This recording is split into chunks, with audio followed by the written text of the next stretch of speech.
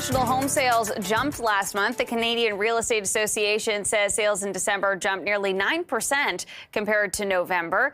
Still, sales for 2023 as a whole, they were the lowest since 2008.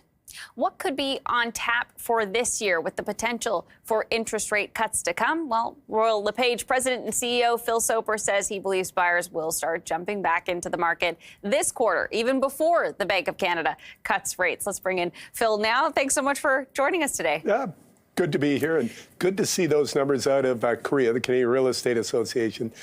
You have to build your forecast before you have the last data, but it supports the thesis. Yeah, it is always delayed in terms of getting the look back at what happened last month. But looking ahead, I mean, we're already in the first quarter now. We've kicked things off already. What's your sense of what's happening out there so far? Because I've been seeing stuff on social media of realtors saying that there are people out there buying and selling right now. It's interesting. When you're a big company like us and you're close, you use all sorts of leading indicators. One of the ones we use is showings. So what the pace is through our booking systems, just to go look at a place, and they're way up. So we're seeing more listings, more showings. We had a stronger December than anticipated.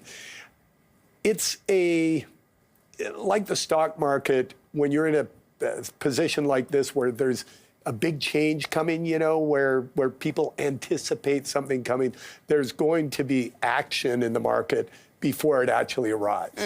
And that's the thinking behind the first quarter, the change, the tipping point where activity level picks up. And before the end of the March, we believe we'll see the first bump up in prices on a year-over-year basis. When it comes to mortgage rates, it's not necessarily, though, something that you want to get ahead of, because it's not something that would, if you got in on a stock when it was low and then you get the climb there. But so if you're thinking ahead to the possibility that mortgage rates would be coming down, I mean, I suppose then maybe if you wanted to take action now, it's because you think prices are going to be going up if rates are going down. That's exactly it.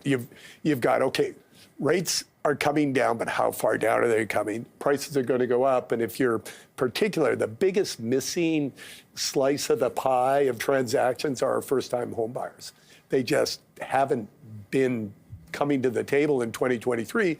At least if you're a home owner, you sell a home and you buy a home in the same market, they kind of even out, right? Maybe you get a little less for the home you're selling, but you buy one for a little less.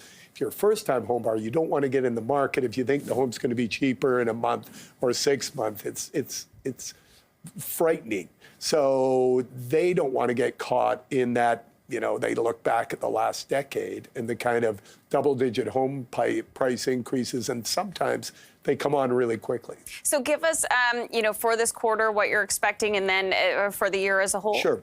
So we think overall, starting at the end of the year, home prices will land 5.5% up nationally. Very different, according to a city like Vancouver, 3%, Calgary, 8%. Those are a couple of extremes. Yeah. So 5.5%. In the first quarter, about 0.5%. So, but the last quarter, we were down 1.5%. So it's a swing, right? It changes from negative positive in the first quarter. The second quarter, we see a little bit more, but a very gradual incline. And then our model's based on a mid-year, call it July 1st, interest rate decline, and then a little steeper climb and a little steeper climb to that 5.5%. So it's not that interest rate cuts won't spur the market on. It's just that 25 basis points isn't going to make a big material difference to mortgage payments.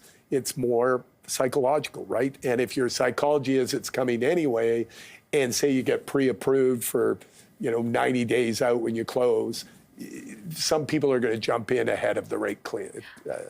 What are you hearing about on the listing side of things? Are people, is there any desperation sort of setting in when it comes to people that are dealing with these, much higher mortgage payments than they might have been previously, and thinking, I can't deal with this, I need to find a way out? Are you hearing sentiment like that? Well, some investors, like the small entrepreneur, definitely got caught flat-footed. It's not uncommon for an investor, say you own 3 condominiums, and that's your side business, you're equivalent to an RSP or something, you might keep them heavily leveraged because you can deduct the interest charges in your business. And suddenly your math doesn't work because interest rates have doubled. So some of them have been scrambling to get out, but it's been 21 months since rates started rising. So a lot of that is shaken out. And really interestingly, we're still at the historic lowest level ever in terms of mortgage defaults. People delinquent on their mortgages, 0.15 So the banks have managed it almost down to zero in anticipation of this kind of a pendulum swing after the pandemic excess. So people are managing the change because we've had almost 2 years of rolling into post-pandemic rates. Phil, you mentioned the first-time buyer, and I just wonder, with mortgage rates still elevated, and the expectation that they're not going to go back to the levels that we saw in 2019 or around that. So higher interest rates, but with house prices at the level that they are, the expectation that they might keep climbing, do first home buyers ever come back to the market? Is there going to be? Are you thinking that there might be a reality where there's many young people that are just not going to do this? We could have the percentage of Canadians who rent increase. That's one possibility, but rents are so high, so that doesn't seem an outlet. I think as far as outlets go, I say to people, listen, the homeownership rate in Vancouver has been only slightly lower than the national rate, about 64%, and it's been wildly unaffordable for forever, right? And people still find their way into homes. So if it's a priority, people find their way into it. And I think it's important to realize that over the last couple of years, when home prices have been flat or declining a little, wages and salaries have crept up, and savings are at about twice the level of normal, a little more, about 2.5 times normal, over 5%. So those first-time home buyers are building cash, and home prices that are normally at 5 to 10% have been at 0 or -1. So there has been a little bit of increased capacity to buy, except for interest rates. So if then you add in a declining interest rates, and the retail rate of say a 5-year fix has come down. You can get one for under 5% now. So there's some hope.